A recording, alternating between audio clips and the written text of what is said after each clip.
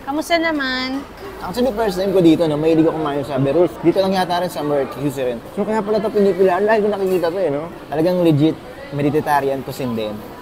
Legit dito guys, try nyo rin. Hi guys, panibagong araw, panibagong kaganapan na naman. So for today's ganap, is tara, magpuputrip tayo. Dito sa 95A West Avenue, Quezon City. Bali guys, matagal ko na nga pala nakikita to pero hindi lang ako nakakain. So yun na nga no, this is my first time. Alam niyo ba guys, mahilig talaga ako sa mga gitong klaseng pagkain. Di ba ngayon madalas na nakikita nyo yung mga shawarma at biryani? Kita nyo naman guys, so pinipilaan. So talagang mukhang masarap talaga dito. So bali guys, ang in-order pala namin is chicken and beef biryani rice. Tapos yung isa naman, plain rice na basmati rice. Alam niyo ba guys, paborito ko talaga yung basmati rice. Yung parang buwaghag siya at magaan lang sa tiyan. And syempre of course, sasama mo ng signature garlic sauce nila and hot sauce. So ito na nga guys, excited na ako kumain talaga dito. So ito na nga yun no, yung beef biryani rice. Yung in-order ni YP at yung sa akin naman yung plain basmati rice lang. Combination ng beef and chicken. So yan no, may side dishes na rin na kamatis and of course, nag-add kami ng ox brain. And guys, paalala lang ha, huwag masyadong kumain ng maraming ox brain, baka mahilo kayo at ma-high blood. So di na namin naubos yung ox brain. I think good siya for 2 to 3 person. So yan guys, talaga naman ninanamnam at nilalasap namin ang bawat pagkain. So para sa akin guys, kung naghanap kayo ng Mediterranean cuisine, ay talaga naman napaka-legit talaga dito. So try nyo na. So our vlog is about to end. Salamat sa pagsama dito hanggang sa dulo. God bless. See you guys!